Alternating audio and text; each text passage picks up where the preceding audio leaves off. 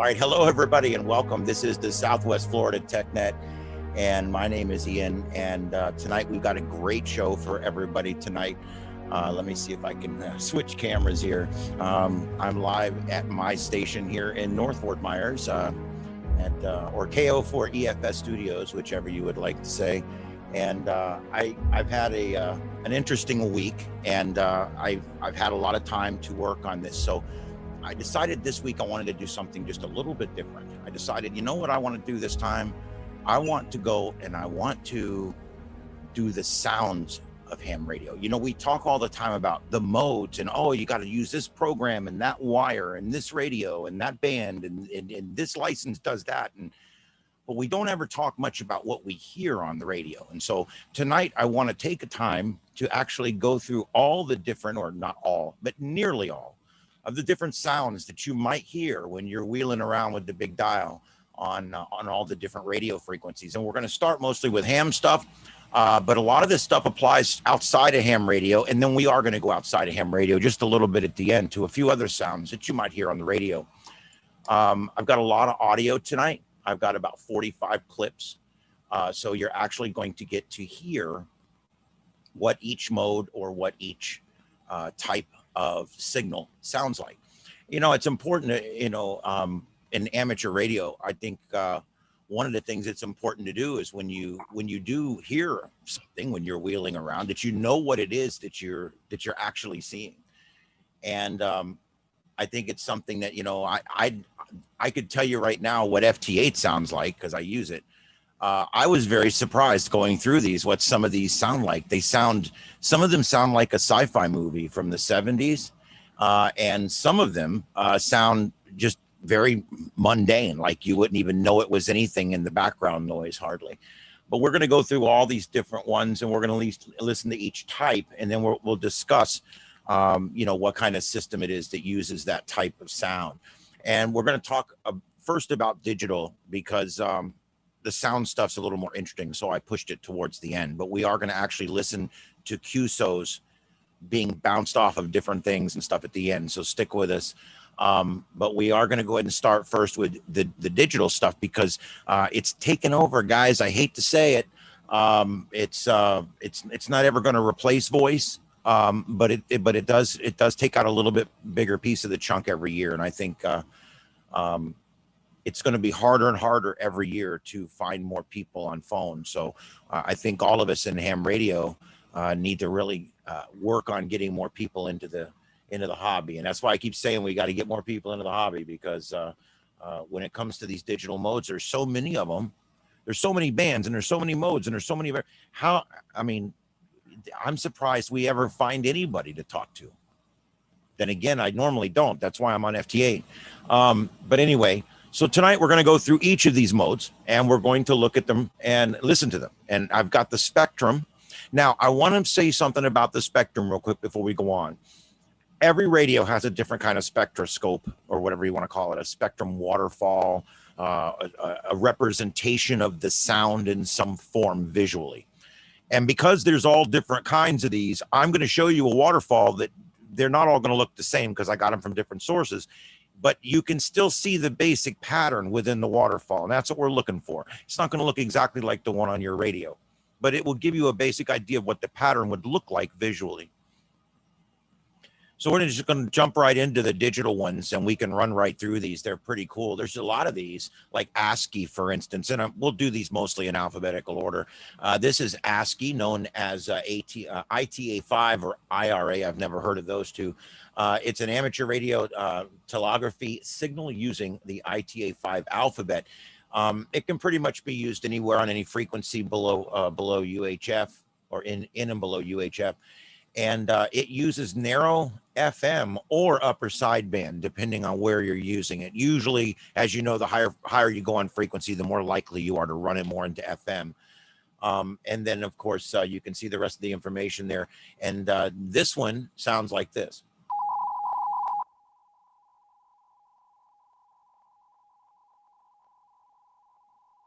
And that reminds me of the old days with the this is an old story, but my dad's plumbing company years ago when I was a kid. I was like 10 years old. They had this teletype, and it was a piece of furniture that sat in the corner of this business. And it would start going off, and you'd hear, rah, rah, rah, rah, rah, rah, and this thing would start running. And it's the person on the other, it's directly typing the letters in, and it's typing them out on the other three. And so the one company, all they had to do was type something, and all the other three would have it in real time. And that's what this reminds me of, because that's what it sounded like when the signal would start coming through. But kind of a, an older style digital signal on that. Does anybody have anything on ASKY before we go on? Okay, I'm going to ask on each of these real quick. If anybody's used one of these modes or has anything to impart, please do. Okay, again, I'm facilitating, not teaching. So I would like to bring any information you have to the people tonight. So help me do that. All right, the next one is the automatic packet reporting system, or the tongue-tying APRS. And it's a packet system for real-time data communication used by hams for location reporting, weather stations. We have some guys doing APRS. I know W9GPI does some APRS stuff. Yeah, Dave does it. So if you guys are interested, there is a few guys in the club in FMARC, and also John, AA4JS. There's some guys in the club that do it. So if you're interested in the APRS system, it's pretty cool. You actually hook it up to your radio, and then your radio sends and receives little data packets and sends telemetry, basically, of whatever you want to send. Your location, time, different things you can send over it. It's pretty cool. The next one is Clover II. And I didn't go over Clover 1 because Clover 1 is outdated and it's been demobilized. They're not using that anymore. So Clover 2 was an advancement on that previous Clover 1 that's now out, with 4-tone pulses and a max data rate of 750 bits per second. This is, it was called Q Clover, Quad Clover. There was a bunch of different things. I really haven't heard too much about this one. Clover protocol aids in the transmitting of digital data over high frequency waves without the additional control characters required in other transmissions, and it minimizes the amount of throughput that you have there. And well, you can read it there. It's apparently pretty good with data correction, and it repairs its own errors, because I guess it sends it through a couple times or whatever with some kind of redundancy there. But anyway, this is what this one sounds like.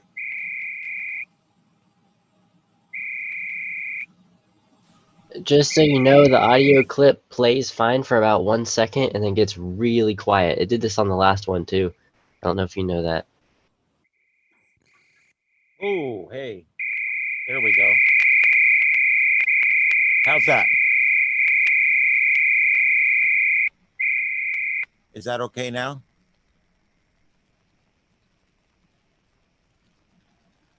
It stopped playing. Can I can't hear someone tell me if that clip is over? okay? Well, okay. How about now?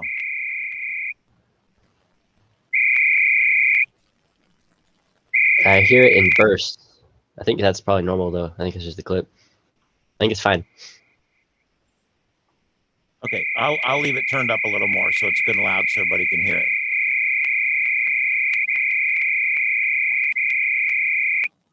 To me, it sounds like a cricket. It's, well, you know. All right, the next one, let's see here. The next one is the Clover 2000, the Clover 2500. These are all advancements on the previous one we just talked about. Not going to get too in depth into these, because the purpose tonight, remember, is just to identify what they look like and what they sound like. We're not really getting into which is better or which sucks. Has anybody used any of the Clover systems? I have not. Okay. All righty. What this one sounds like. Wow.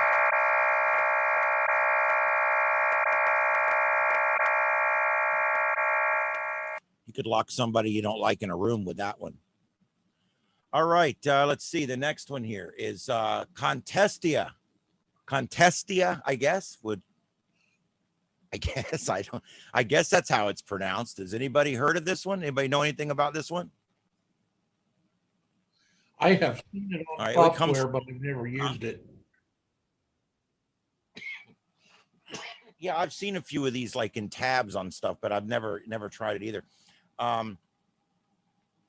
Anyway, there you go. You can see it. It's a compromise of speed and performance. Each time they make one of these, it's, you know, they end up getting more speed or they end up getting more performance.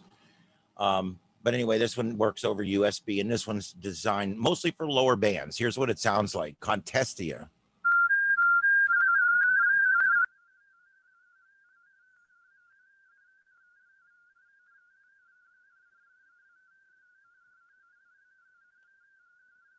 That only played for about 4 seconds and it's still going, but there's no audio. Yeah, it got really quiet again. I don't know why that's still, I'm hearing it perfect on my end. It almost sounds like some kind of little, like auto volume control or something. That's what it sounds like to me. All right, let's try this again here.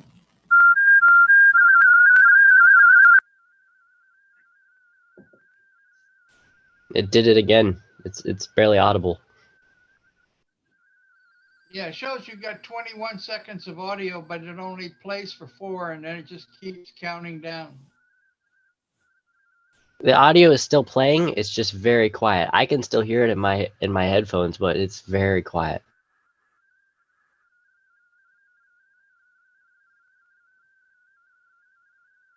I'm blasting it into this thing as loud.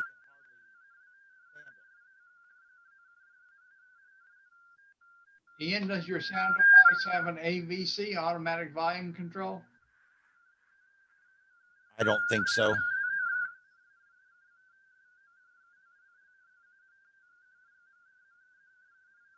You still can't hear that at all? I hear it now. Now it's quiet again.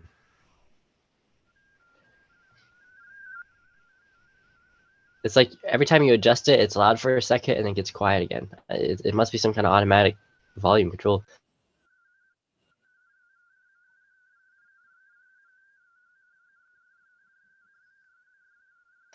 Windows sometimes tries in lower volume of applications if you're in something like a Zoom call. It's got a built-in thing that'll do that. I tried running it all the way down to where it's barely coming in, and I've tried running it all the way up to where it's blaring, and it doesn't seem to make any difference. You don't hear that? I hear that, but every time you make an adjustment, it gets loud, but whenever it's just playing, it gets really quiet. All right, well, let's try the next one here. This is D-Star. It is digital voice protocol. You guys know this one. This was the one that's made by ICOM. And there's always the argument over whether these are proprietary or not. This one pretty much is. And it works over VHF and UHF. It uses a narrow FM mode. And there's your bandwidth and everything right there. Let's see if you can hear this one.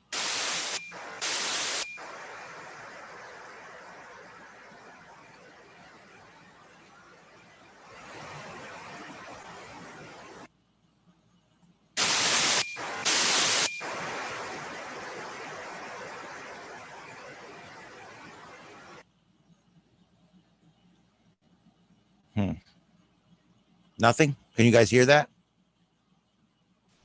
Just I can hear it. Short bursts.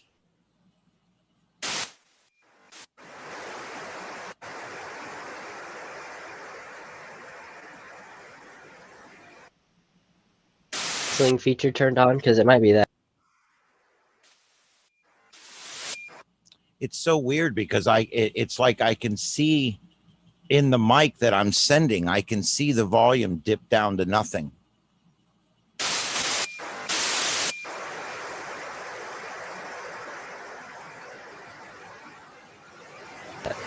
that one, I can hear it. It was slowly getting quieter over time. Yeah, I wonder if there is audio settings or something in here.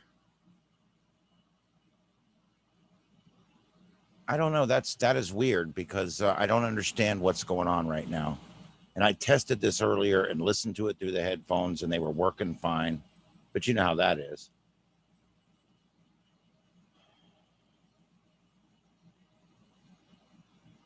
Let's see here.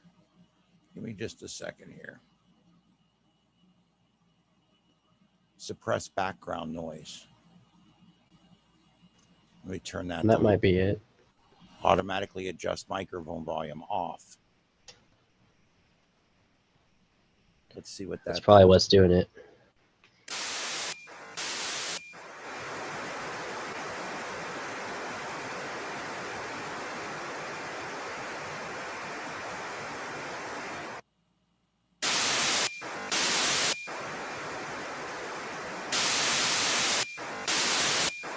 Yeah, I think that worked. I can hear it fine now.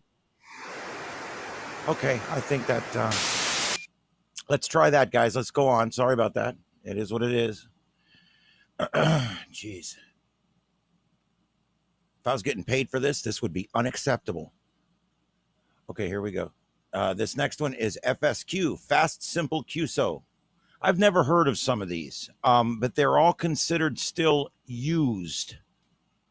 I don't know. That's kind of like when they say on the news, people are asking questions. Do you know who those people are? They're the people in the newsroom. And this is the thing here, who's using it? I think the only people using it are the people that made it.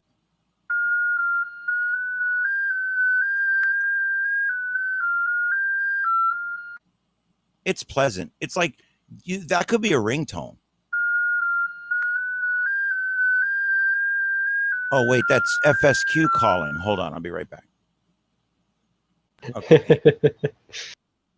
Yeah, But anyway, I've heard that audio when I've been on FL Digi doing PSK. Mm-hmm. I've heard that audio, so that's called FSQ. Okay, that I'll have to keep that in mind because I wondered what that modulation was. Yeah, it's. I'm sure it's very. I mean, it's a very slow bit rate, but I'm sure it's made for just a keyboard communication or something. But I don't know what decodes that. We'd have to look that up.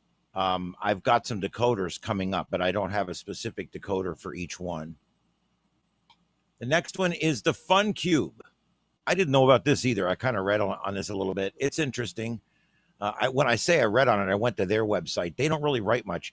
Have you ever been to those websites where it's like a website about something, but you go through the whole website and you can't see where they actually wrote anything about the thing that you're actually there to see? Yeah, the government does that a lot. Anyway, FunCube. This is the UK Amateur Radio Education Satellite, and it sends out telemetry, and there's all your information on it. But it's supposed to be something you can make, I guess, digital QSOs through. I guess.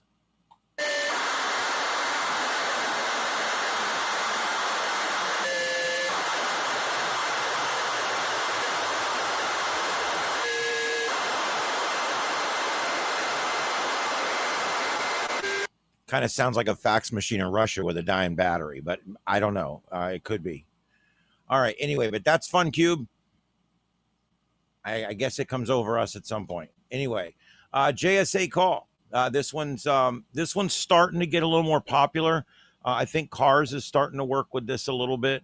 It's basically FT8, but it's more robust in that it gives you the ability to communicate more than just your signal report and your grid square, which is basically all you do in FT8. That's it. This actually allows you to communicate additional information and actually have a conversation back and forth. How big's the fish? What's the weather like? That kind of stuff. And it works anywhere 50 megahertz and down, and it works on upper sideband. And let's hear what this one sounds like.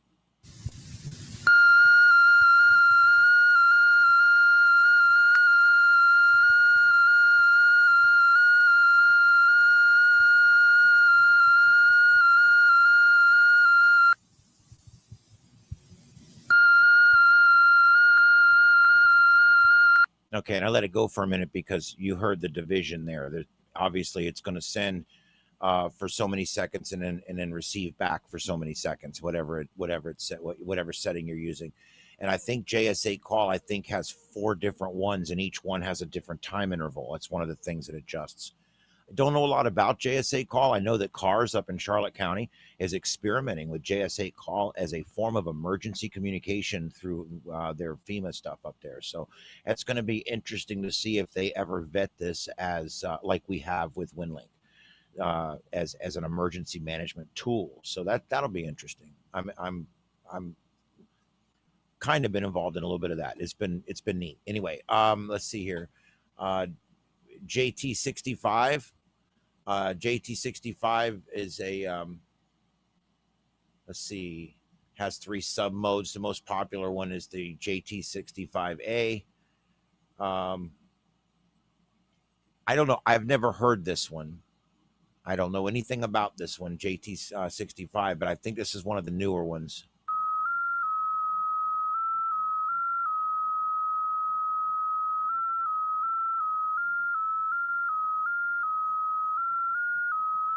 You know, one thing I noticed with the ones like this that are designed, you know, we're trying to get further and further and further away. You'll notice that they actually, it gets to be somewhat simplistic because we're sending it over a really weak signal very far away. And so some of these protocols, the reason they all sound very different and they all sound, some of them sound very peculiar is because, like I said, they're trying to communicate over a great distance and get above the noise. And so that was kind of a cool one there. The next one is, this is an interesting thing. Your antenna analyzer. This one.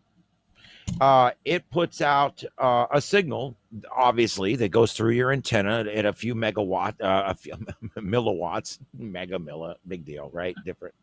Yeah, what's the difference? Mega. People make such a big deal over numbers, you know. But anyway, your antenna analyzer actually will put out a signal into there, and it's weird what it sounds like. And if you're ever in your shack and you hear this, you might have left your antenna analyzer on.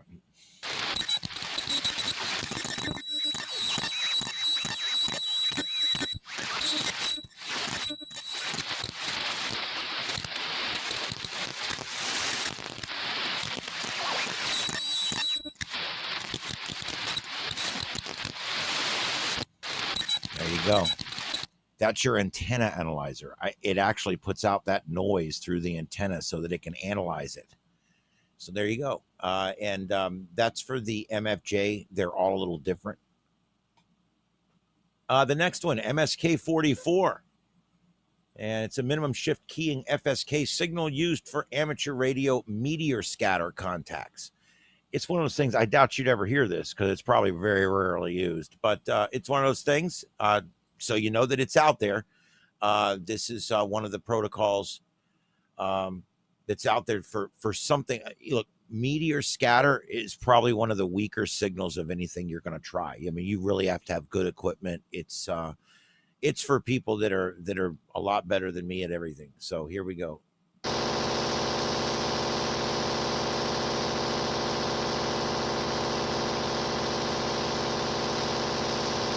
And that pretty much just does that. But that's what that sounds like. And yeah. Okay, the next one, MT63, an orthogonal frequency division, multiplexed digital data mode aimed for use in high noise environments. I actually got that. Did you see? I got all that. That's the news guy in me. Just read it. Just read it. Read it like you own it, even if you screw it all up. Developed for, let's see, designed for keyboard-to-keyboard conversations on HF amateur radio bands. And there you go. And notice it's real low frequency stuff. It's all HF. And lower sideband. Here's what it sounds like.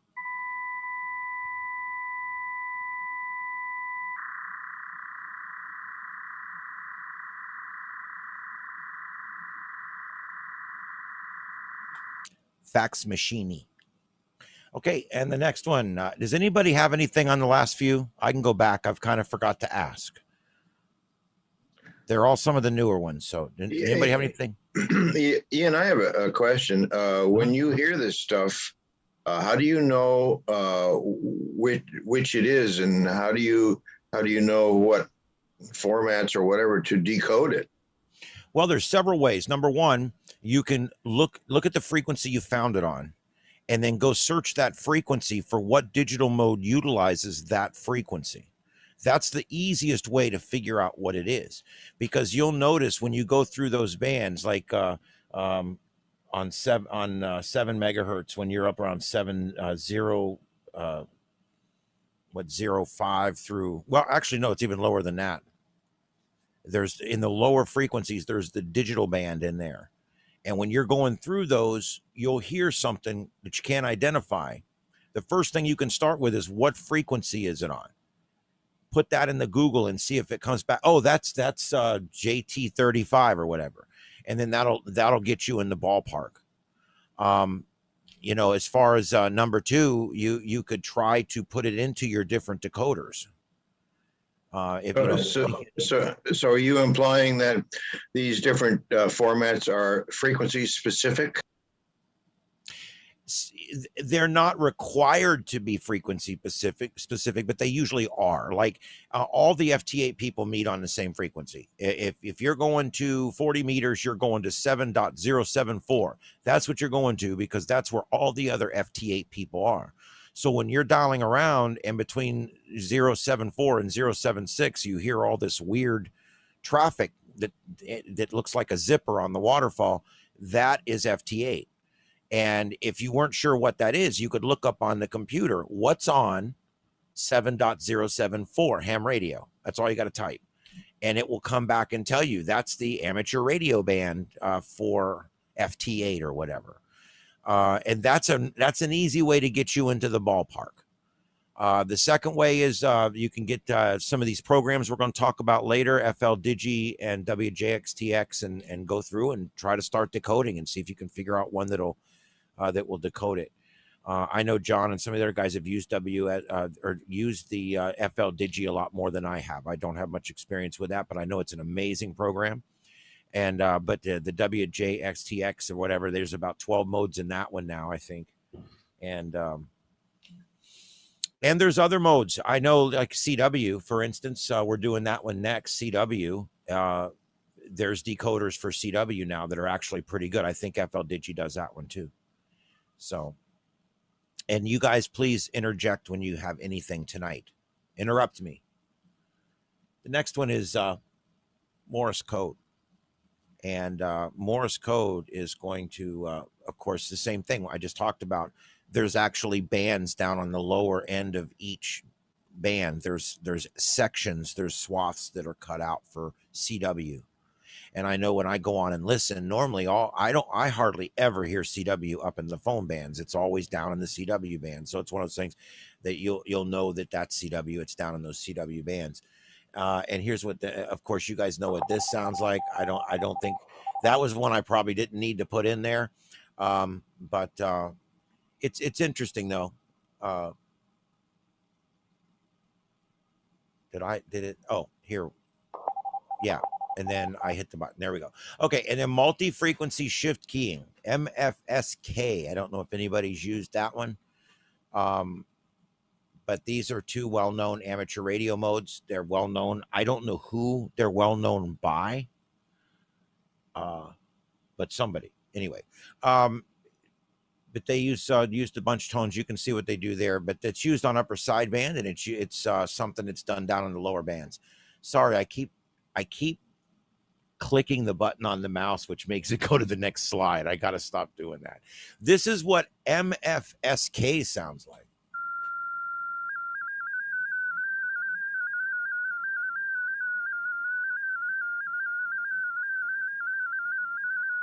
Okay, and if people can't hear these, let me know, and I will turn them up, because I can turn it up now. I've got that problem fixed. I can make these a little bit louder if you want me to. Okay, the next one is Olivia.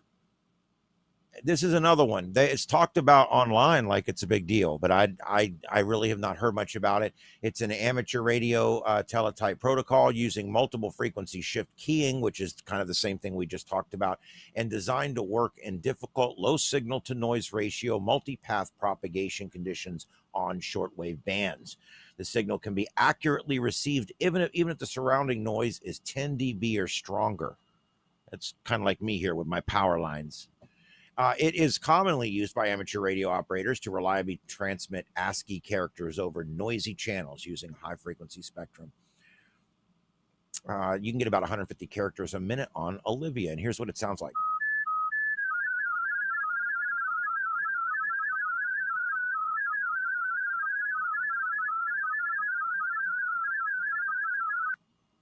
All right.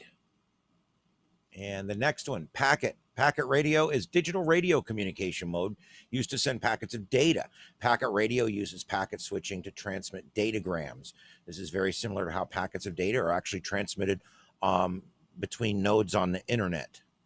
Packet radio can be used to transmit data long distances.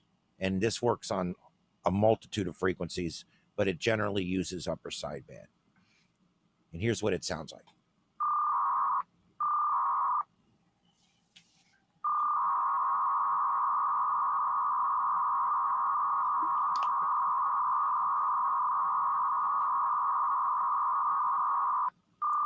Okay, enough of that. Okay. And the next one, Packtor, through 1 through 4. Now, Packtor is something that it's a fairly expensive Windlink type thing, isn't it? Can somebody help me with this? I think that's what. Yeah, it's a type of modulation. I think some of the guys in the HF Windlink are using Packtor. Packtor 1 is obsolete, not being used by anybody now. And I think we're authorized to use Packtor 2, but I don't think we can use 3 or 4. That's mostly for government and business, but I haven't heard that we were authorized for that. But I think Dave down in Naples, he's doing Packtor. There's so, can you guys see what I'm getting at tonight with this other? I mean, there's kind of like the B plot, if you will, tonight. The A plot is we're doing all these great sounds. The B plot is, oh my God, look at all these different modes. How do we ever find each other? Okay, anyway, here's some of the sounds of Packtor. Packtor 1.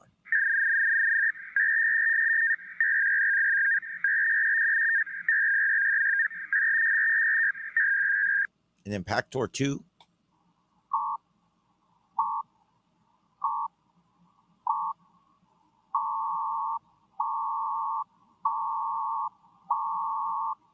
Sound like a bullfrog in the pond.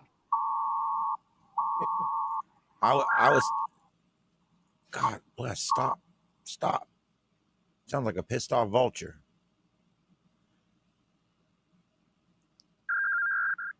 That's Packtor 3.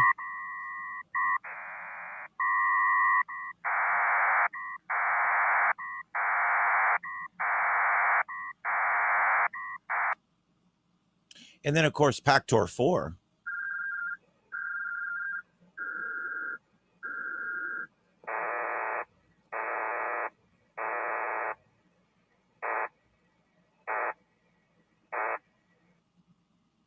All right. And that's one you probably, like I said, I do hear this one from time to time. Not on the radio, but I may hear it talked about. I see it on the internet. Phase shift keying, or PSK, is a 31 baud. It's popular computer sound card generated radio teletype mode used primarily by amateur radio operators. This is just another, it's yet another mode. And it's basically all the same stuff we've been talking about. Works on just about any frequency and utilizes upper sideband. That's what it looks like right there. And here's what it sounds like.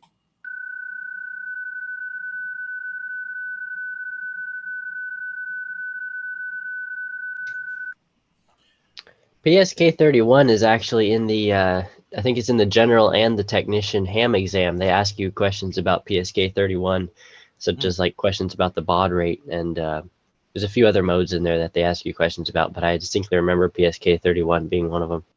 Oh. We do PSK on Thursday nights at 8 o'clock to 9, sometimes 10 when we get a few people in here, but so you can hear that. but we're not doing 31. We're doing 250, PSK 250. And there, if you go to FL Digi, you'll see in the PSK, there's about 8 or 10 different options that you can pick different speeds. Of course, the higher the number, the wider the bandwidth you're using. Yeah, it uses a wider bandwidth so you can do it basically faster, right? That's the difference? That's correct. Yeah, your transmissions get the data across faster the higher the number. Yeah, just so you guys notice, you see how the bandwidth, you know, the width of this waterfall image here. You guys understand that the wider amount of frequency that we can use to modulate in, you know, the more data we can pass through that. And when you've got a very narrow bandwidth and you've got a weak signal, you're spelling disaster there. All right, so the next one, radio teletype, or RTTY. I've never heard it also called these other two things I've never heard of.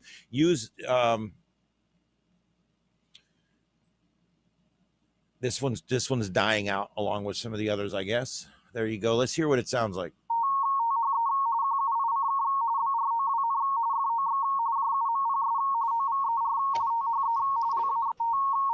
And that one, that sounds actually kind of familiar. I have a little thing. Oh, sorry. Go ahead. There are some die-hard RTTY operators, though. And yeah, they have contests every year on the ham bands, and I was going to say something about it, and I forgot what it was. Go ahead, Joseph. We did some research on RTTY. And actually, an interesting story is there's actually a person who claimed to be able to decode it by ear, because it's essentially 2 lines of Morse code happening at the same time. I think that's what it is. I may be wrong, but I remember hearing a story about someone being able to decode RTTY by ear. Yeah. Well, that's interesting. And you know what? It bugs me because there's a couple things on my big rig that I haven't learned about yet. I got a big ICOM rig for my voice stuff, and it has an RTTY button on it. And when you press it, it's like you can put messages in there. And so I guess it does that. Who knew? That's actually one of the first. Go ahead, Joseph. When we first got our ICOM 7300, my brother Micah sat out in the garage for a couple hours just doing RTTY, and he actually made a contact with somebody on RTTY, but we couldn't get anybody on voice. But RTTY actually worked okay. So that's it actually is somewhat functional. Well, as you know, when any digital mode is going to give you more range than voice. What was that, Dave? Yeah, get your manual out, because your ICOM will decode it on your screen. It will show you what is being sent. That's cool. Get it out, because my ICOM does that. Yeah. Well, I'm going to check that. It's got the nice screen on it and everything. I'm going to check that out, and just because I need to learn how to do, I want to learn how to do everything this radio does. I've had it for about 9 months now. And I used to be one of those people that just mastered everything I bought. And I'm kind of, well, let's just say I've lowered my own expectations slightly now that I've got so much complicated crap. But anyway, let's see. The next one is Whisper, Weak Signal Propagation Reporter. Whisper is basically, these are beacons that you can listen to out there. And I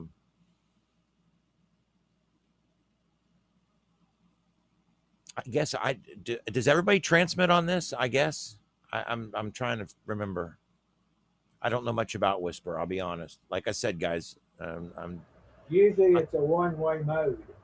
Yeah, it is. It just receiving? Yeah. But yeah, it's basically a very low energy thing. So you can see what, you know, if you can get it like it's a low power thing. Here's what it sounds very like. low power transmitter, and set this thing up and use your kind of like the web pages that you've got that you show, and I can't think of the name of any of them right now, but they show the propagation around the world. And it really has a bandwidth of only 6 hertz. Yeah, look how razor thin that is. It's like, wow. Well, and listen to it. You can tell.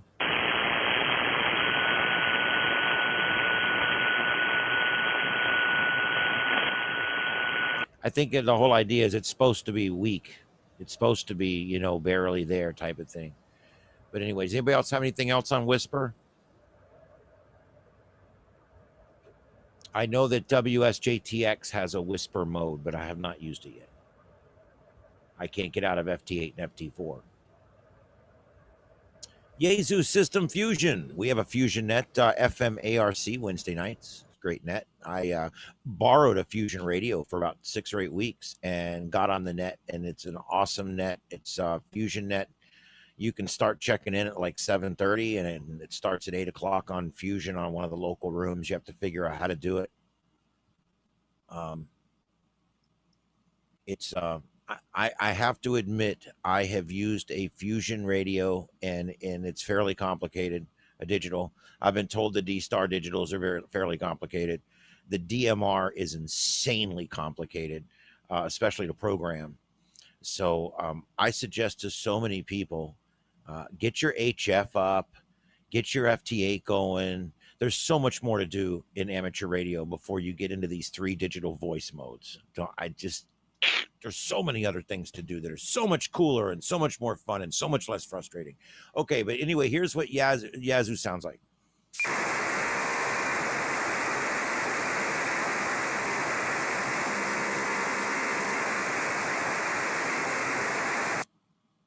I don't know how these systems pick their own system out from the background noise, because most of that just sounds like background noise to me. But anyway, Vera HF. This is the new one here. This is the new Windlink Vera FM. And so you probably will be hearing this. You can go to a certain frequency here in town and hear this on FM, on VHF. And you can also, I believe they're using Vara all over HF as well. So here's what Vara sounds like. And this is an up and coming mode right here. Probably going to be big.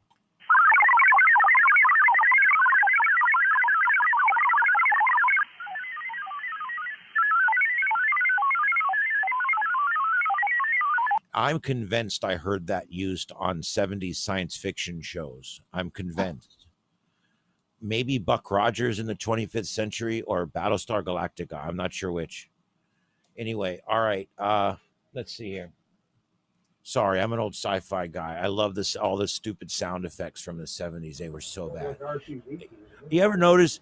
Yeah, well, I never understood R2D2. We're so advanced and we make all the, but we can't make the thing talk. Okay, whatever. All right, so let me go back. FT8, we got FT4, slow scan TV.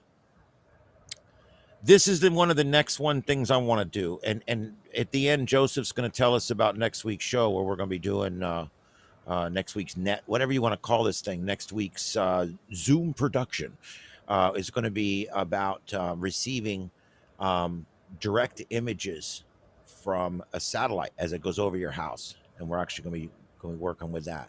And we're going to get towards that at the end of the show. But this is slow scan TV. And if anybody's done it or would like to talk about it, I know there's several people in here that do slow scan TV.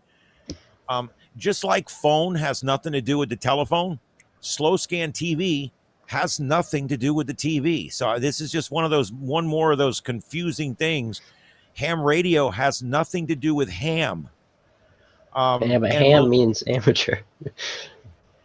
Yeah, actually, it means ham-fisted. The original term came from ham-fisted because people would call amateur radio operators ham-fisted for some reason, and I guess that means not good at something back in the 70s or whenever that was a thing. So that's how it's become ham radio. Way back in 70s, just right after they started recording things. Anyway, I thought of about 5 jokes there, but I'll just leave it on the table. The 70s, I'll tell you what, man, and we're going to get into this in just a minute. We're going to get into there's been a few big changes in amateur radio, and we'll get into that here in just a minute. But anyway, slow scan TV, let's finish with this. I don't want to get too far off track. SSTV, there's a group in town that does this, I think, once a week. And if somebody can tell me about that, tell us about it, because It's something I want to get involved with. I've been told, and please somebody correct me, tell me, I've been told all I need is if I'm hooked up for FT8, all I need is to download a program and I can do this. Yep. Pretty much it. Yeah. You can actually do it with your cell phone held against the speaker of the radio. Yeah, Ian, the program is called MMSTV. That's MMSSTV. Two S's. Yeah, two S's, right. And we call it Mickey Mouse for the MM. But anyway, you can download that for free. And we do that on Thursday nights at 8 o'clock on the 820 repeater. And we start out with messages in FLDigi, PSK 250, and then we switch over and we send 3 pictures each in the course of the night. But yeah, it's slow scan, and this is what NASA did in the very beginning when they landed things on faraway planets. They sent it back in slow scan until they got to where they could send back fast scan live video. And you can see that that's actually, I guess, an image. Joseph was telling me that's an image from a video game, I guess. But they sent that through slow scan TV, and it looks like that because it was probably, they weren't receiving all that well. So you're going to get some artifact in there, they call it, or there's different words for it, but you're going to get a lot of anomalies in there. But you can still see what it is. Yeah, you don't necessarily need any equipment to do it. All you need is your transceiver and a computer, and then you can just use the audio acoustic coupling. If you got a little handheld or something, you could hold it up near the microphone on the computer, and it will download it or decode it. And for transmission, you just hold your microphone close to the speaker on the computer, and that's why some people get started. But I'm using a signal link with mine. I believe that's the program we're talking about there. That's the program. Okay, there you go, guys. There's your program, and you heard the times. That's what you do. Remember, you don't even have to do anything. You can just receive the first couple weeks and see if you're receiving. You practice, and then find somebody that has it and practice with them, and then eventually get involved with the group at night, sending pictures to everybody else. And remember, it's ham radio, so everything we do is a practice learning thing. So, but I think that would be that's one of the next things I want to do. That and this thing Joseph's talking about with the satellites. I've got like 2 bugs I've got going on right now. Plus I got field day coming up. So there's all kinds of different things going on. But anyway, we're still talking about slow scan TV. Is there anything else on SSTV before we move on? Notice it can be sent in pretty much any mode. Yeah, it's just audio. Yeah, it's literally just a sound that plays over the sound card into the radio. And there you go. All right, and here's what it sounds like again.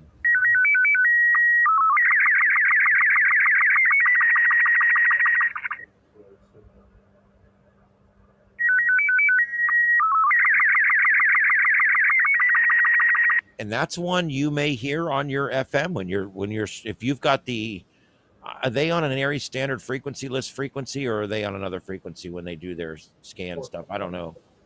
Every now and then I hear digital stuff when I'm scanning around. So you might hear this on one of the standard frequencies when people are sending stuff. All right. 820 channel 3. Channel 3. There you Yeah, well, there you go. And then they send it over the repeater, right over there. Oh, that's awesome. Well, there you go. So that's great, because over the repeater, that means a lot more of us would be in range. So that's awesome. So all you need, guys, is a computer, that piece of software, or a cell phone,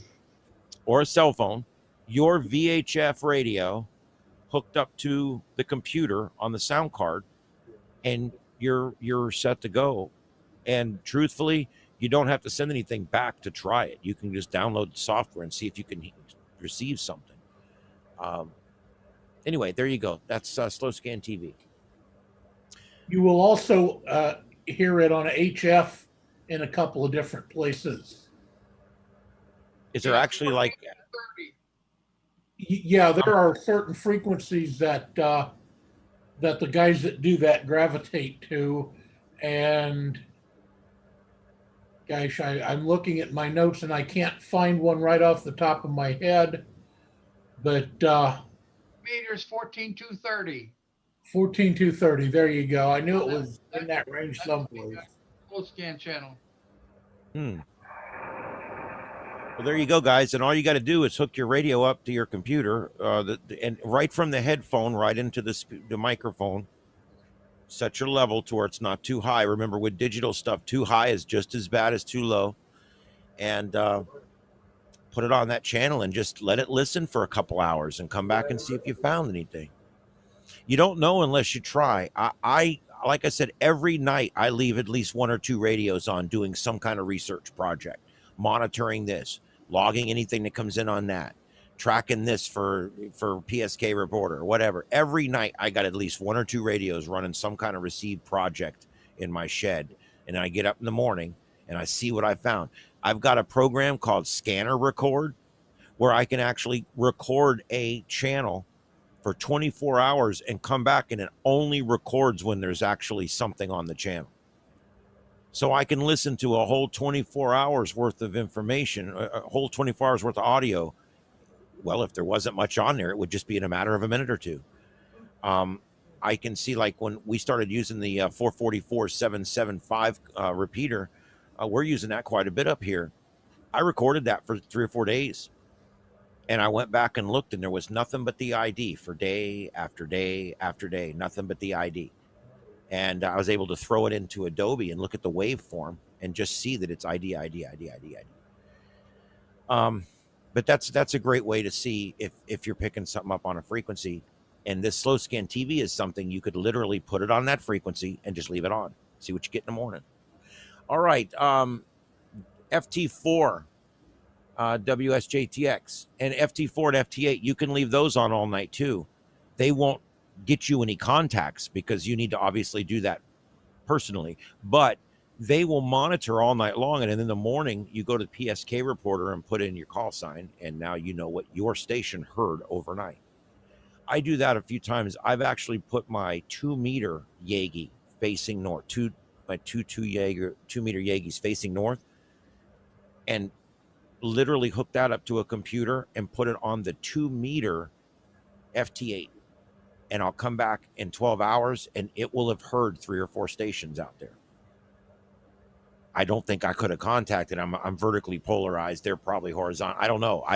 It's sideband, so who knows? But the point is I'm researching to see what's out there when stuff happens. FT4 is kind of the little brother to FT8. FT4 is twice as fast and twice as much bandwidth. So remember, anytime when the bandwidth gets wider, we can reduce the amount of time that we have to transmit to get the same amount of data through.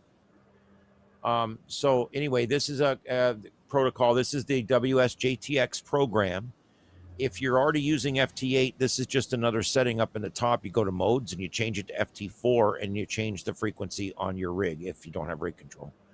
And basically FT4, it's great because you know how you sit there and you got to wait 15 seconds and then you click something and you wait 15 seconds. Well, with FT4, you're only waiting 7.5 seconds. So it's kind of like FT8 on crack. It's just, you know, it's quick. But the problem with it is they say it doesn't work quite as well. It was kind of an FT8 for contesting was what I think what the original thought was, is what I read in one of the things I read. It was kind of like FT8 for contesting because it was supposed to be quicker. Problem is, you'll go here a lot on different bands and there's never anybody. Let me tell you the trick to FT4. You go to FT8. If it's so busy you can't find a parking spot, you know, you pull into the lot and you look down both sides of the parking row and there's no parking spots. You guys know what I'm talking about if you work FT8. Then switch to FT4 because I guarantee you when the FT8 waterfall is too full for you to even find a good spot to get on there, that's when people gravitate towards FT4. And then you can go up there and you can knock out 6 or 8 in a row on FT4 in a matter of a few minutes, and then go back to FT8 and check the parking lot again. Okay, anyway, here's what FT4 sounds like.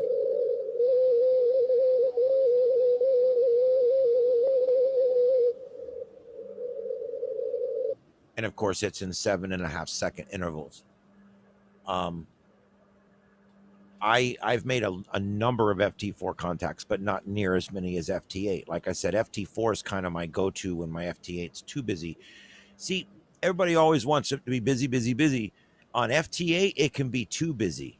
If the band's too open sometimes and too many people are on there, you cannot find a clear spot to put your transmitter. And if you can't find a clear spot, you really shouldn't transmit.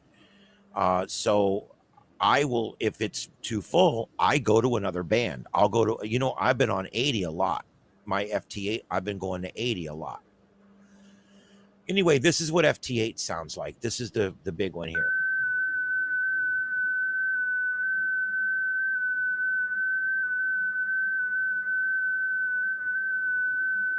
Now, I want you to notice something with FT4 and with FT8 and with a lot of these other modes.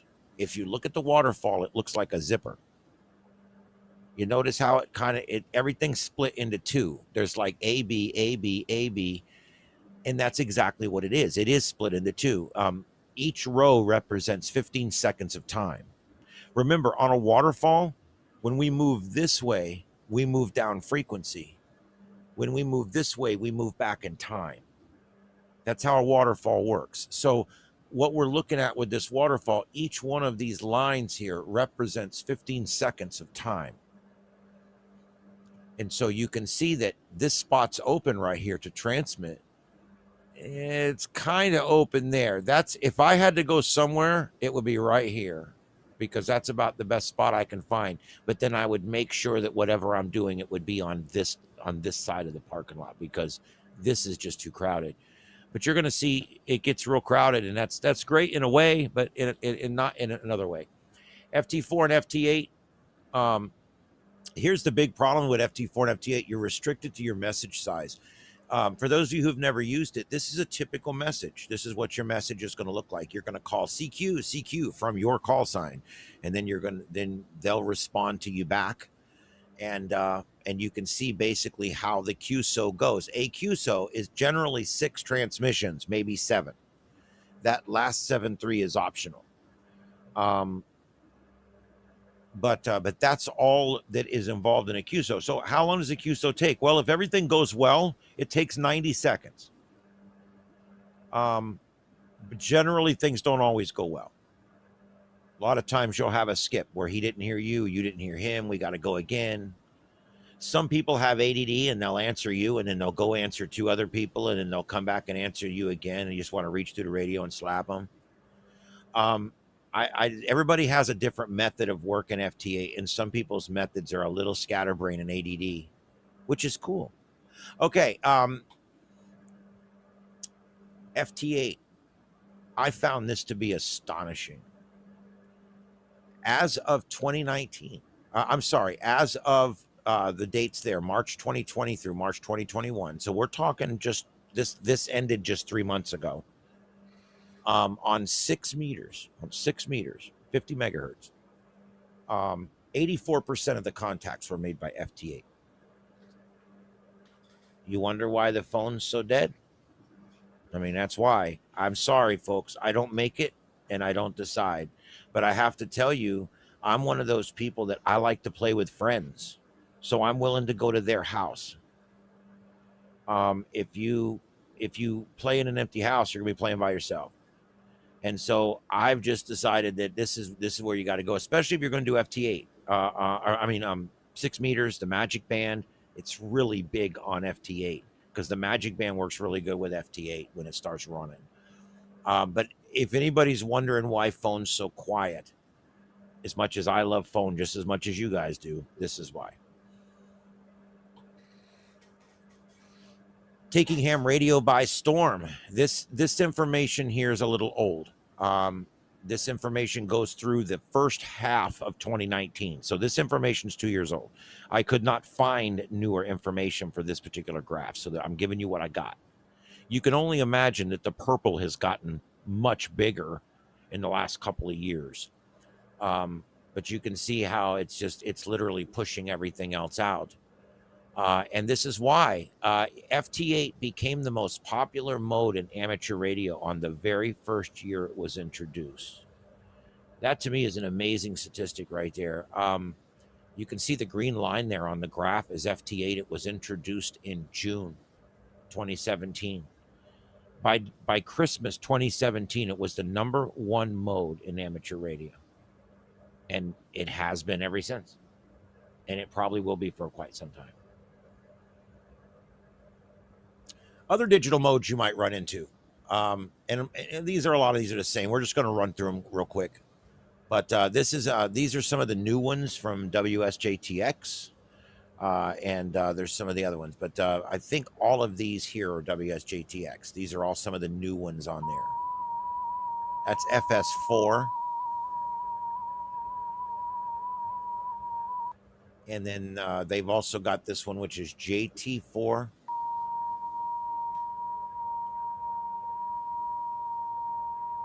And WSJTX, the Princeton guys, they are really getting into the niche stuff, if you will.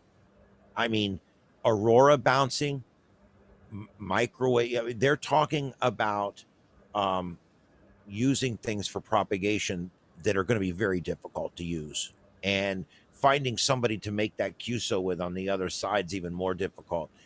But that's what these guys are into, and I think it's really cool because this JT4 is designed for Earth, Moon, Earth. That's what EME is. Earth, Moon, Earth. Basically, you send your signal to the moon, it bounces off the moon, and then someone hears it on the other side of the planet. That requires a lot of energy, and it also requires a good collector on the other end. JT9, fast modes, useful for scatter propagation on VHF bands. Scatter is basically, it hits there and it goes everywhere, and somebody's got a good enough antenna to still get to everywhere. Here's what that sounds like.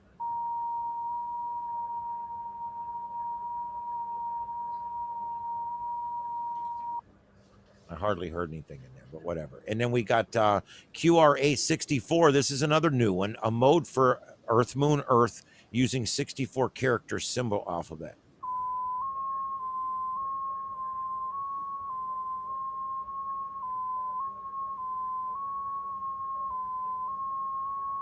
And let me stop right there. Has anybody done moon bouncing? I want to do moon bouncing. It's cost prohibitive right now for me to do moon bouncing. But it doesn't require a lot of special equipment, though. You'd be surprised. You would think you would need some big dish in the yard or this and that, but you can build a lot of it yourself, and it doesn't require that much special equipment. Let's see. Meteor scatter. My God, this is how difficult is that? But this is meteor scatter. It's a mode for meteor scatter.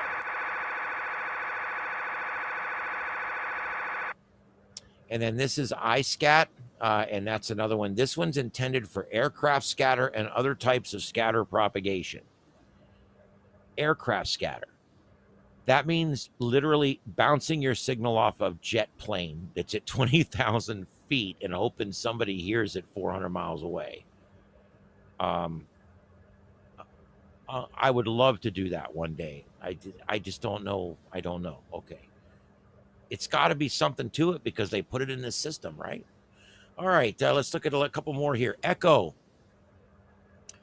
This is a mode that they have just for measuring your own lunar echoes. You can actually send a signal to the moon, bounce it off, and then measure your signal coming back and kind of see what kind of propagation you're getting between here and the moon.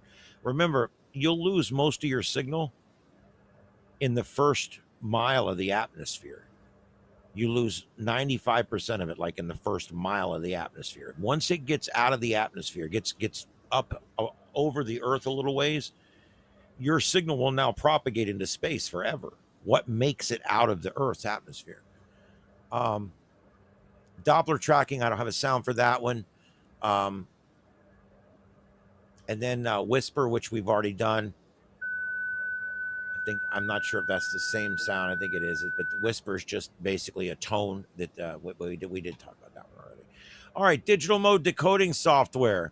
I don't know a lot about all this software. I'm real good with WSJTX, so I'm going to open it up to you guys to let me know which of these software or what other software you guys have used in your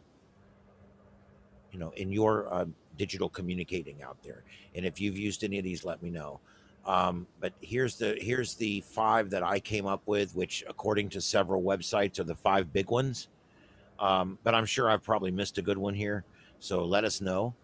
The top one and the bottom one are the 2 that I've used before, the FLDigi, and I also know some people in here use that.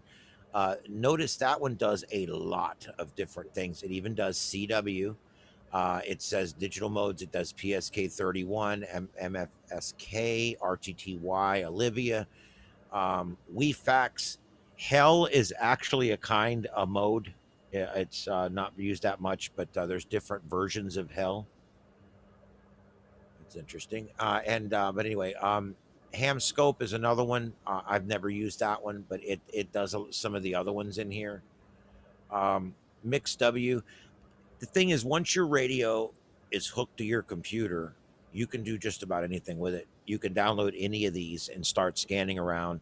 And like I said, okay, this one does PSK31. So find out what frequency people do PSK31 on and park your knob there. And then let it scan overnight and see if it picks up anything, and see if you hear anything.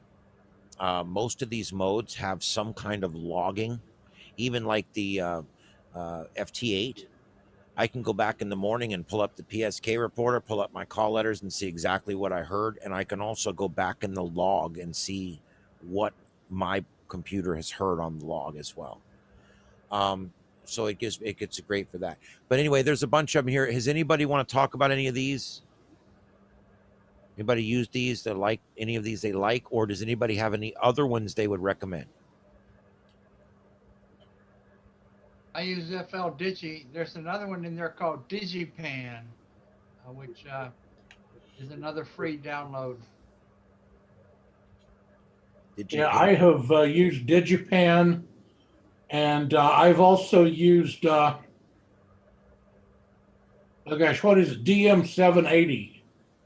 That's part of the Ham Radio Deluxe program that I know Ian loves so well. Yeah. Yeah, and well, I mean, if you've already been taken to the cleaners by those people, you might as well use it. Yeah, the Mix W you've got to pay for. Okay, I found this one here. This is the pan. This one here. DigiPan. Yeah, it was one of the original PSK31 because of the intro of the program. Whoever that is, you're really low. Let me see if I can turn that up just a little bit there. But yeah, that's a. There you go. So it's one of those things you just got to figure out what you want to decode. A fun thing to decode, if you want to just get into decoding right away, don't worry about digital modes. Do the CW stuff. You could start doing that tonight. You could literally plug in a plug to your HF radio and plug it into your microphone on your computer, and you could pull down FLDigi, and you could put on the CW decoder and go down to the low end of each band where the CW frequencies are. And I did that here recently on the CQ Worldwide WPX contest. Worked a bunch of stations. all the way up to 36 words per minute. It'll go faster than that, but that's the fastest one I worked. I was actually able to work it. I've got a little wind heater here, which I use what is it? It's M1MM water. I use that, and then I use the FLDG on the side to just decode. Works pretty good. Yeah, oh man, I'll tell you, it was fun. I did that for a couple nights. I had a blast with that before I got my FT8 working. I went to and was listening to the guys going at it, and I downloaded it and I put it in there, and it's literally printing out. Now there's errors, but you can tell what they're saying, you know. Yeah. And I don't know, it was kind of fun. It did a pretty good job of being able to figure out what these guys were typing back and forth, even though it wasn't a computer doing it.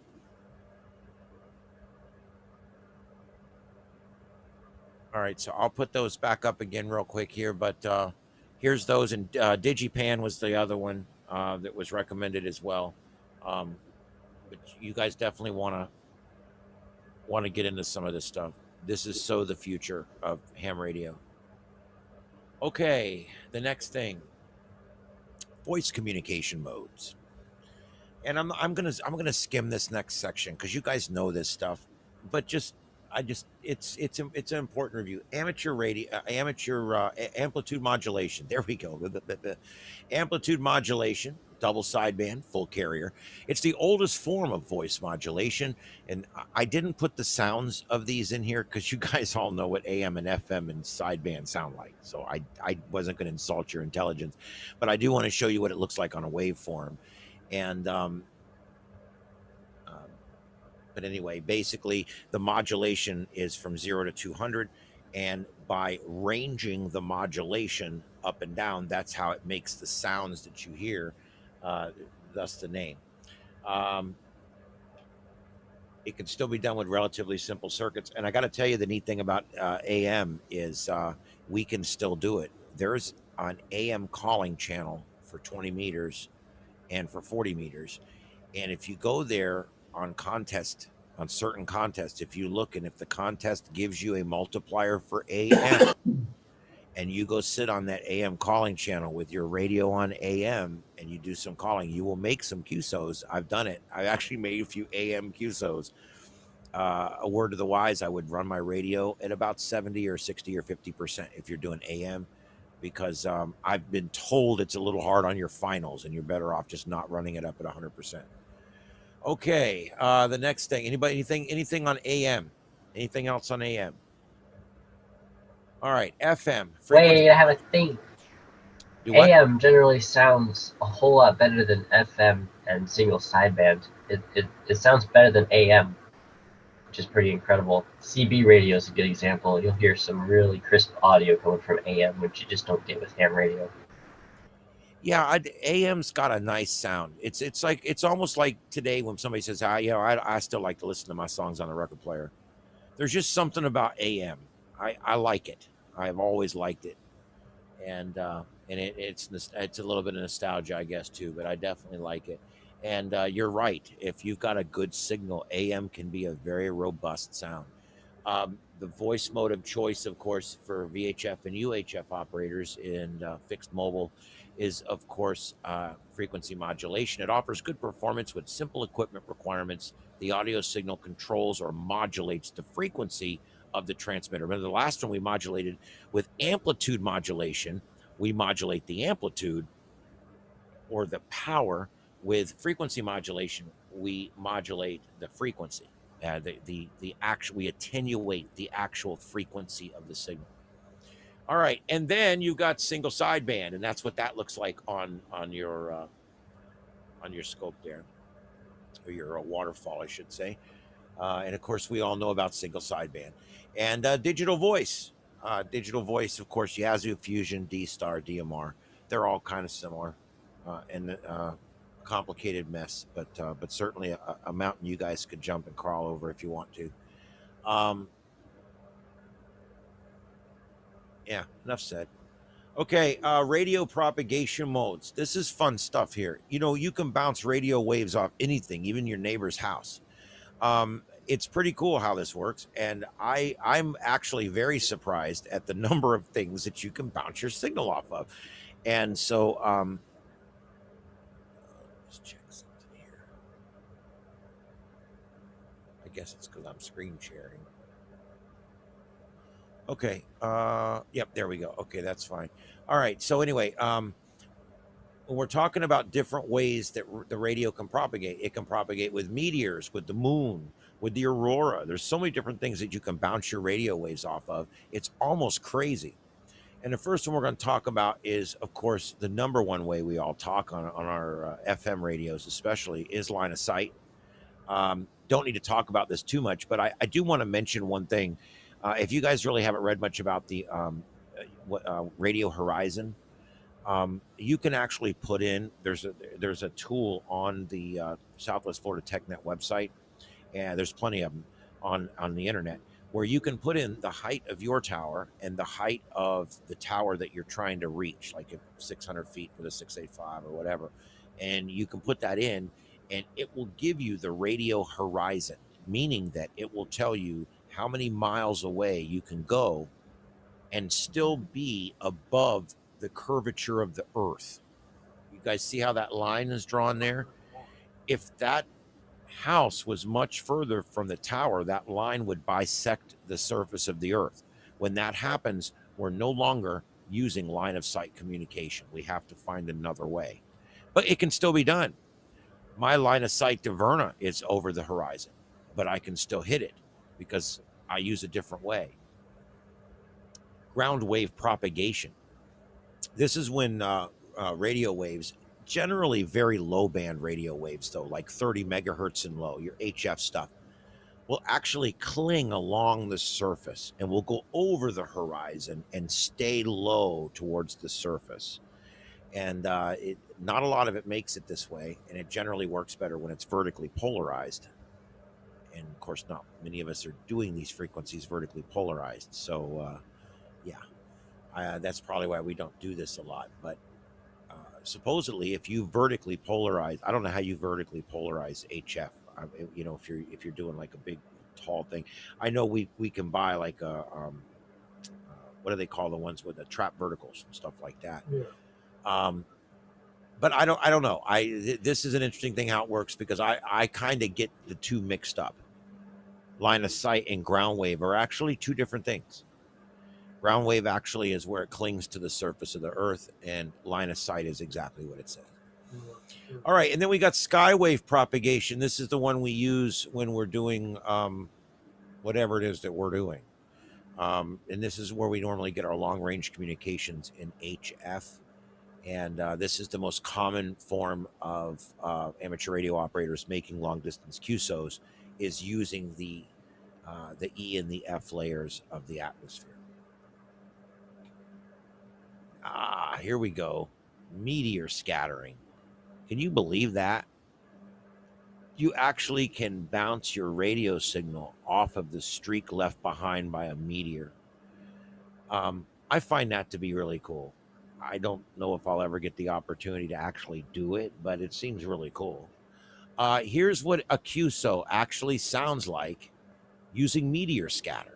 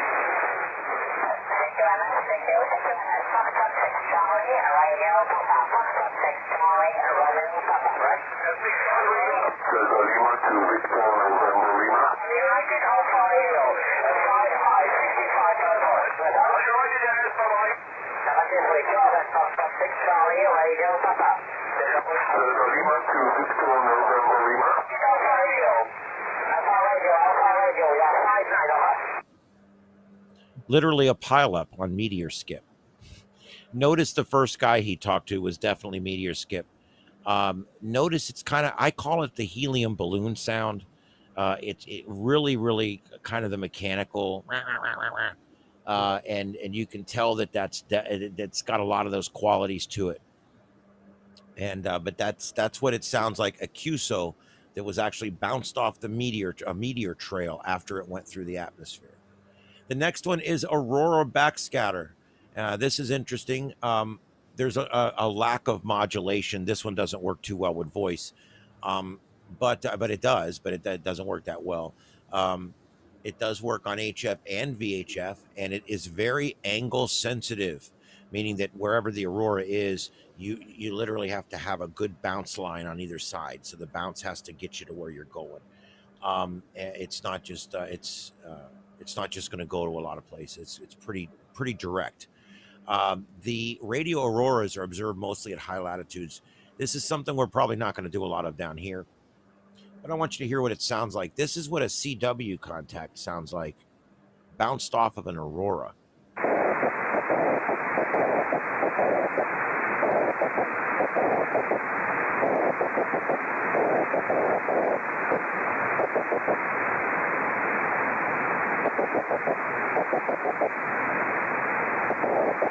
Notice there's hardly any modulation there at all. It's just almost like a controlled distortion in there or something. I don't know what you want to call it.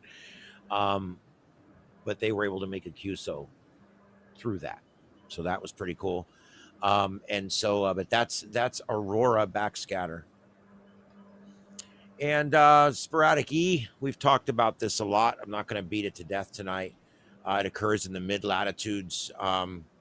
I will tell you, I don't see it much down in the equatorial regions at all. It really does seem to be a thing that happens, say between southern Canada, very southern Canada, and about Florida. When you get south of us, there is some stations that are doing some pretty good stuff down in the Caribbean, but once you get any further than that towards the equator, you don't really see it much anymore. And I have not seen any cross-equator contacts on 6 meter using sporadic E. And I'm not sure, but I believe there's a reason for that. I don't think it works that way. Most of the contacts on sporadic E, the clouds seem to move through the middle of our country every day. They come through Europe, and they come through the middle of our country. And it seems like that seems to happen each day. And they move from east to west. There's no single cause for this mysterious propagation mode. It's believed it's caused by a thin sheet of ionized cloud, whatever you want to call it. And the ionization patch drifts from it drifts westward or west at speeds of about a little over 100 miles an hour. You can actually see this. You can watch it moving across. Go ahead, John. Oh, nothing. I'm sorry. I'm talking to myself. Oh, okay. All right. Let's see here. Typically, sporadic E is observed on 1 to 3 successive days and then remains absent for a few days. That is absolutely true. I can tell you that personally. It runs a 5 or 6 day cycle, like everything else in the world, like everything else in the universe. It runs a cycle. And it was big today. It'll be big tomorrow. And Sunday, it'll start weaning back off again. I'm starting to plot this on a calendar. Okay. You can actually plot what are going to be good and bad sporadic E days based on a calendar. Today was really good. Monday, Tuesday, Wednesday, Thursday sucked. Last weekend was good. So you get 2 good days. You get 2 bad days with a transition day on either between each. So it's like a 6 day, an 8 day cycle. Anyway, sporadic E is not a small thing. If it happens, it happens, and it usually happens on a fairly large scale. It's not something that just suddenly opens up at 7 o'clock at night. If the sporadic E is running, it'll run into the evening. If it's not running, it's just not running. And it's usually gone by local midnight. I've run it as late as about 11 o'clock. Midnight would be pretty late. This is what a QSO sounds like working on 28 megahertz on 10 meters, working sporadic E. Yes, good evening to you. Good morning from New Zealand. 5 Oscar Uniform X-ray. Zulu Lima 2 Oscar Kilowatt. My name is Dave. Delta Alpha Victor Echo. Dave. I am portable in my caravan at the beach on the east coast, North Island, New Zealand. And you're 5/9 plus 10 to 15. Very strong signal into New Zealand this morning. Over. So very good propagation this morning. Nice to work you again, and good morning from a very sunny Sunday morning here in ZL land. Fox 5, Ocean United X-ray, ZL2 Oscar Kilowatt, portable at the beach, over. Yes, congratulations on your station. It's working very well. That antenna is working. Imagine making a QSO in New Zealand on phone. I'd love to do that. I think my longest phone contact's been like 1,000 miles. Let's see here. And you can tell sporadic E doesn't sound too much different than your regular sideband communication. Tropospheric ducting is something that happens mostly on your upper frequencies, your VHF, your UHF, and it can also affect 50 megahertz, your 6 meter. And it's basically a thermal layer in the atmosphere, and I don't have an actual example of that. But what happens is the signal just tunnels through the atmosphere and is dropped 150 miles away. And if you've ever been in town and your radio station goes out and you're hearing some radio station north of here, it's tropospheric ducting. It affects 100 megahertz.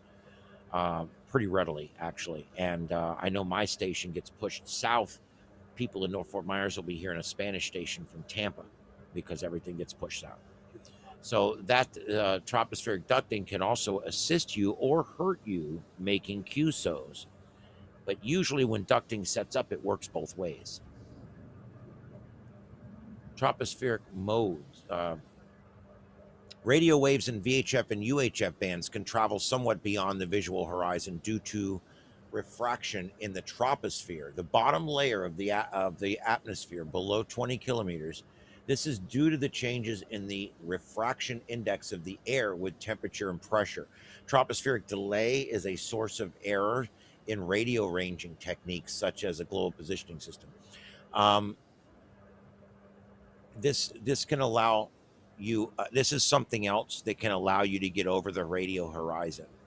And this is probably what helps me get in the Verna here. You're actually reflecting off a very low level of the atmosphere with a higher frequency. And I think that this is probably a lot of what helps us here when we're trying to get that repeater that's 60 miles away and our horizon's 40 or 30 miles, that this is what helps us get there. We got tropospheric scattering. This is communicating with microwave radio. This generally is just microwave, very high frequency radio. Well, you can't say that, right? Because that's VHF. Tremendously high frequency radio. And it's able to give you distances of like 200 miles, which, as you guys know, for those for microwave frequencies is pretty good. And basically radio signals are transmitted in a narrow beam aimed just above the horizon in the direction of the receiving station. As the signals pass through the troposphere, some of the energy is scattered back towards Earth because the troposphere is turbulent and has a high propagation of moisture, and it scatters those radio signals and they're refracted. Consequently, only a tiny portion of the radio energy is actually received by the collecting antenna. This is so important with all this stuff. You've got to have not only a powerful transmitter, but you got to have a really good antenna on the other end, because this stuff is really low power when it comes back. Rain scatter. Here's another one. Do you know what rain scatter? There's a certain technology out there that uses this every single day, and you probably see it every single day. And that's radar. That's the rain radar that we see every day on the news. Uses this technology here, where we actually bounce microwave signals off of raindrops.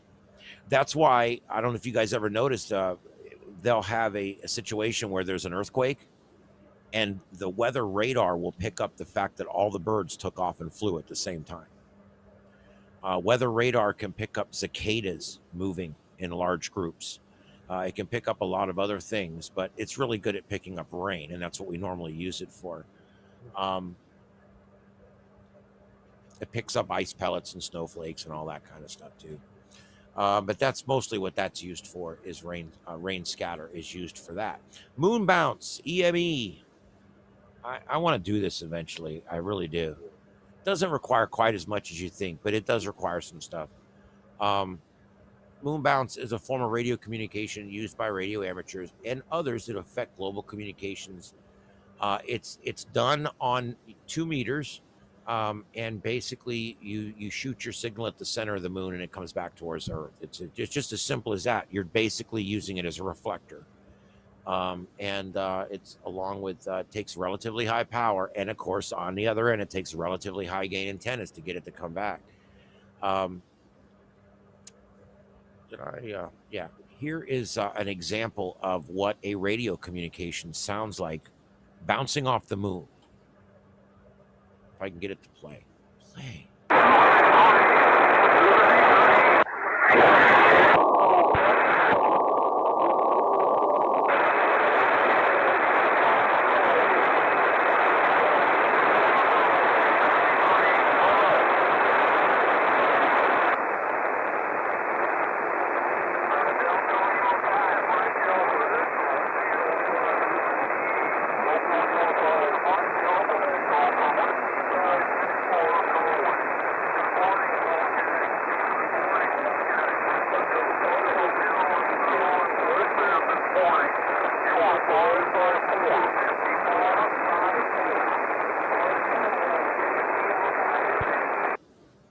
5.4. Well, I guess that's more honest than 5.9. Sounded more 1.1 to me, but all right, let's try this one. You are 5 and 8, 5 and 7, 5 and 8. Very good signal. So Fox 2 Tango United is Italy, Yankee 4, Fox FGM, Fox Germany, Mexico, Protocol 4. Go ahead, over. And that's what moon bounce sounds like. It's not too bad, not too hard to understand if the signal's strong enough, of course. And then here's a few others. Go ahead, last person. Yeah, I've got a ham friend up in Tampa who does moon bounce, and he uses single sideband and FT8, and he's been making a lot of FT8 contacts on the moon. No, I mean, really? I mean, what do I got to figure out what I need. Well, I got to figure out what I need. He's doing it at 1600 megahertz with a dish, but there used to be a ham over in Cape Coral that, but he's silent key now. But he did it with 2 meters, but he had 4 Yagis. Well, I'm halfway there. Hey, my dad was a plumber. I can build 12 Yagis. How many you want? All right, let's see here. I want to do that, seriously. We've got, this is some other stuff that's kind of weird.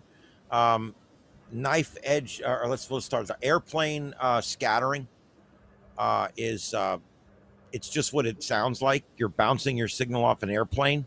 Good luck with that. The next one, lightning scattering. It's a phenomenon that they know happens, but no one's used it yet. And I'm like, don't we have enough modes anyway?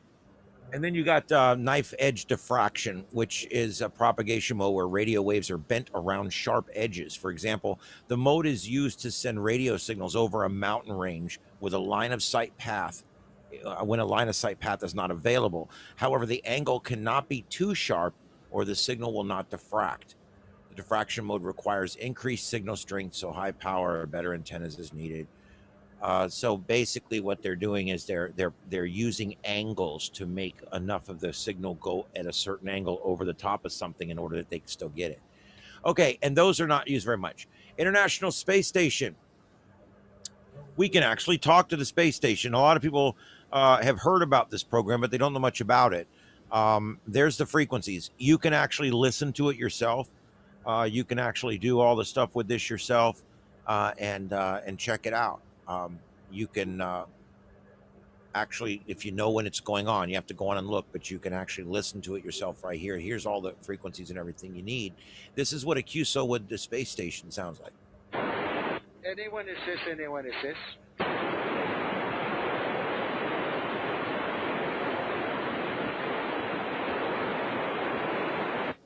Anyone assist? Anyone assist? Calling NA1SS. Here is Oscar November 4, Echo Sierra Charlie. Oscar November 4, Euro Space Station. Oscar November 4, Euro Space Center. Calling NA1SS. NA1SS. Here is ON4, Echo Sierra Charlie. Over.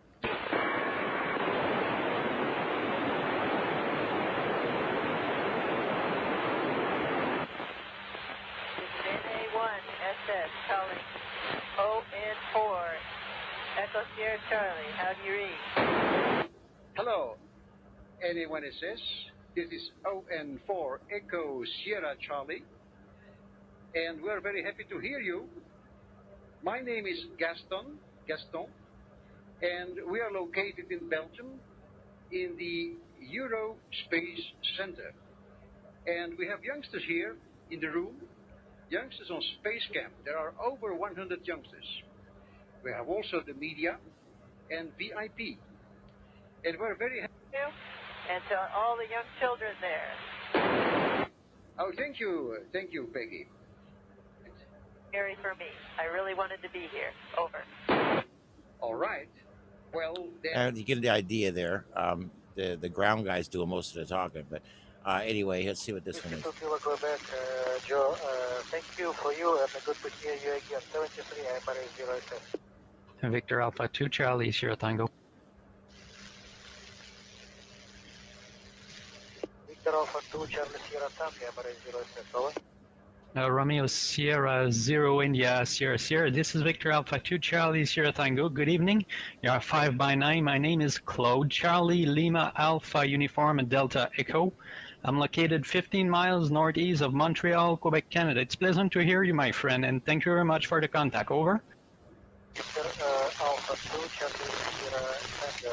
Claude, nice to meet you. This is Valerie and Edward. To contact with you. Thank you for the contact. Thank you very much. 7-3. And there you go. So it's quite an honor to be able to talk to those guys up there if you can get to do it. But you do. There's a lot of planning and some equipment that's involved, and it doesn't happen every day. So you might get it all set up, and it may be a little while before you can actually make it happen. You know, it's one of those kind of things. And then this is a QSO on a ham satellite using FM. 21st of February, Thursday 2002, UO 14, acquisition of signal at 22:12 hours, 12 past 10. Got about 5 minutes to go.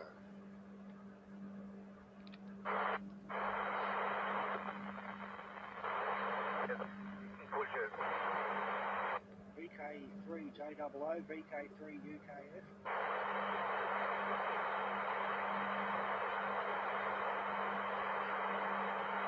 VK3 JOO, VK3 UKF.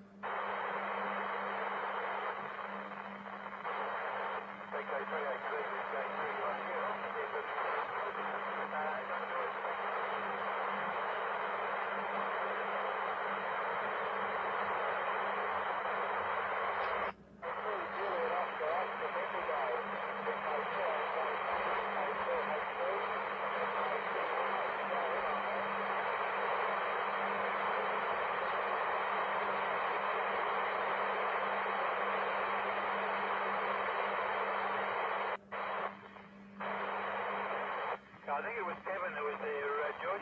VK3 Uniform Kilo Foxtrot, VK3 UH, copy Kevin. Yeah, Roger, VK3 Uniform Hotel, VK3 Uniform Kilo Fox. But you get the idea, and that was done on FM through a ham satellite, And of course, the other way is through the internet. I wasn't going to pull down echo links so you could hear it. That'd have been a waste. Okay, here's a few that Joseph sent me that I thought were really cool. We got HARP, the High Frequency Active Auroral Research Program. It's a scientific. Anybody that's ever listened to Coast at Night knows what HARP is. HARP was thought for years to be doing some kind of secret research, contacting aliens or beaming people into space or something, and it's auroral research. Now, whether other things are done, who knows? But the point is it's auroral research. They're doing research on the ionosphere and the behaviors of it. And but it is the world's most capable high power, high frequency transmitter for study of the ionosphere. And it transmits between 2.7 and 10 megahertz. And here's a few examples in a row here of what this sounds like.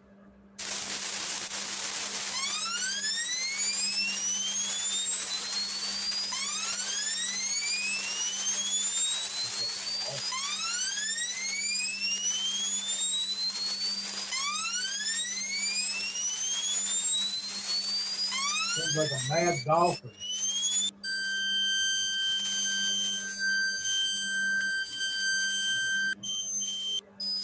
I'm just giving you some samples because it's pretty bad.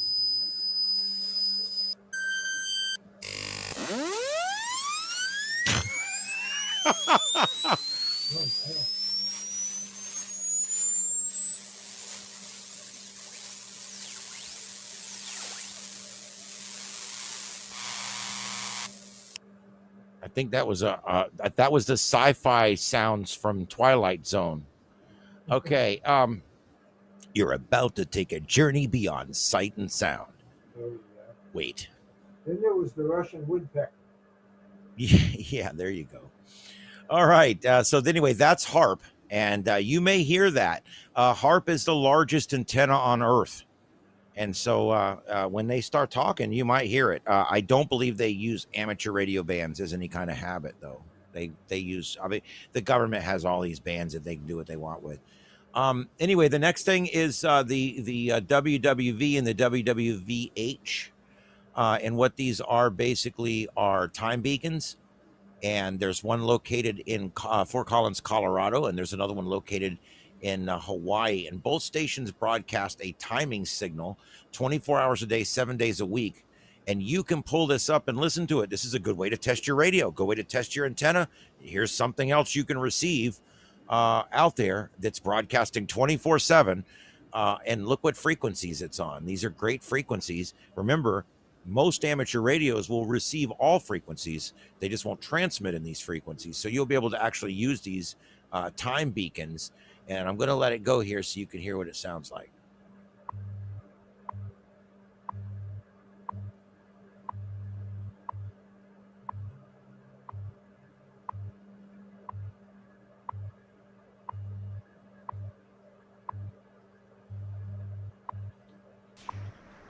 I love that number station.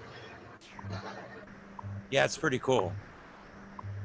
Pulling up the info on it now because it shows kind of a neat It's got a beat. good beat, but I'm not sure you can dance to it.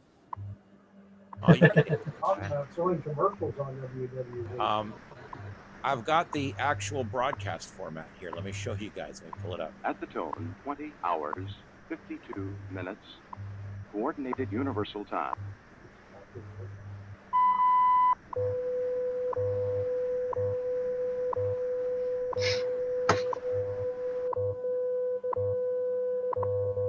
See, it's a clock.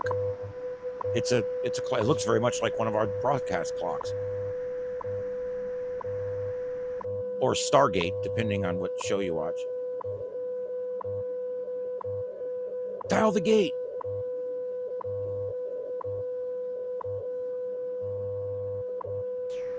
I'm kind of a WWV, I don't know what you call it, I guess a fan of it. I don't know. I really like the sound it makes, and I've done a lot of research on it. There's actually a tour video of the actual station on YouTube. It's pretty cool.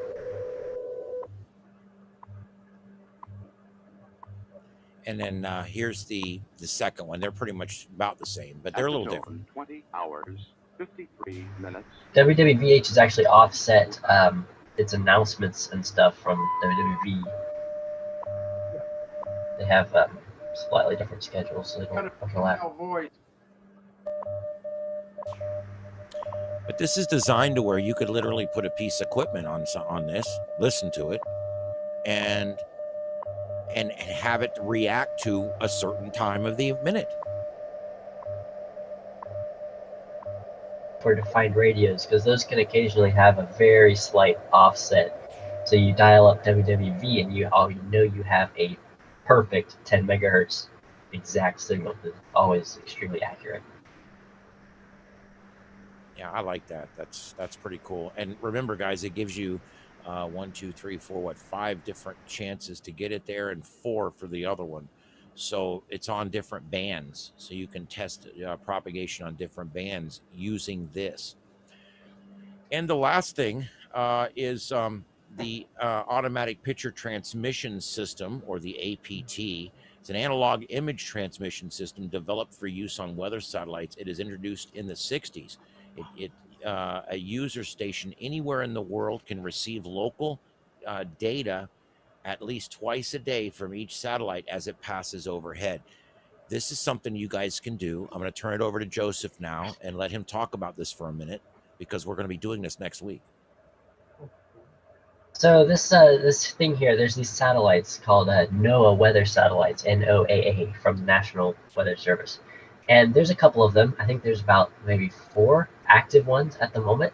And they're in a orbit around Earth, so you can only get one maybe once or twice a day.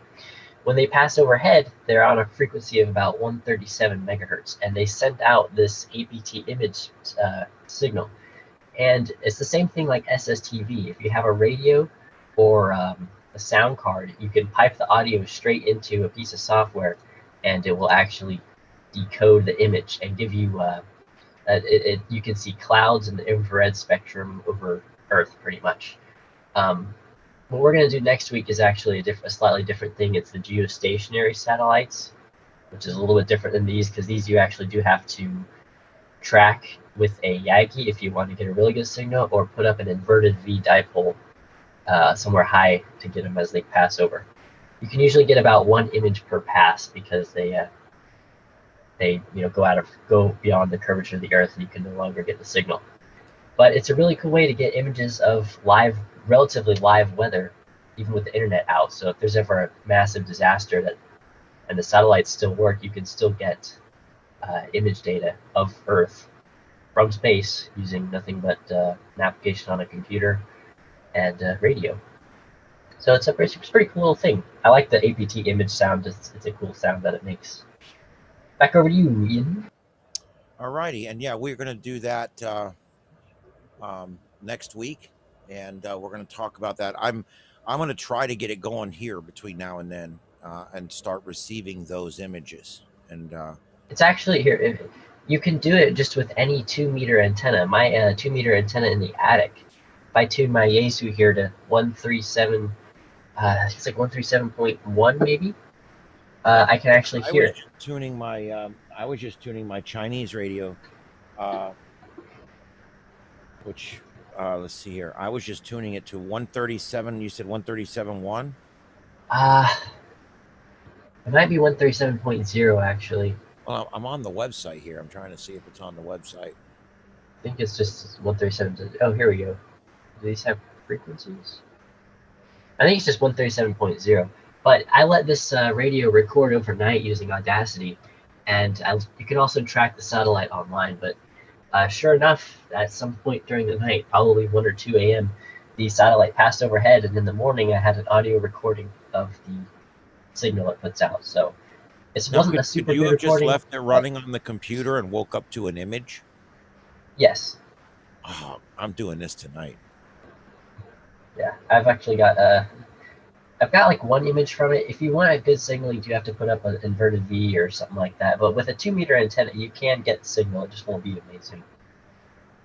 Yeah, well, I could just hook it up to my long wire, just receiving. There you go. That might work.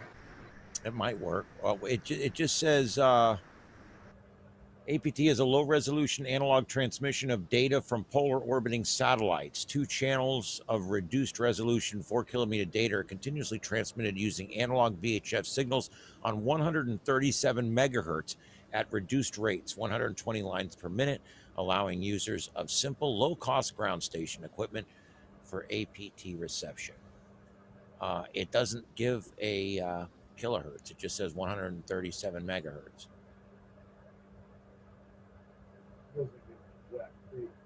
Now, what software do I need?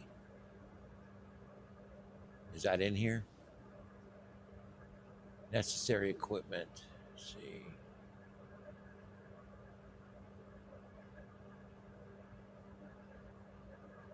Anyway, well, we're going to get into this next week. I don't want to take the thunder from next week's show, so let's save that for next week. I'm going to get it figured out between now and then, so I can talk intelligently about it, or at least make it look like I am.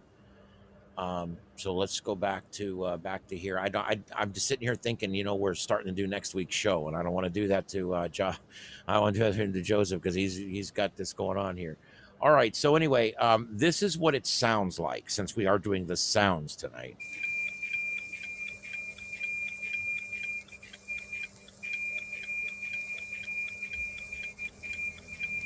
And it's just basically sending it. You know what it is? Basically, it's slow scan TV. It's the same basic idea. I'm sure it's not the same digital sounds or whatever, but it's the same basic thing. It's sending down lines of that turns into a picture, basically.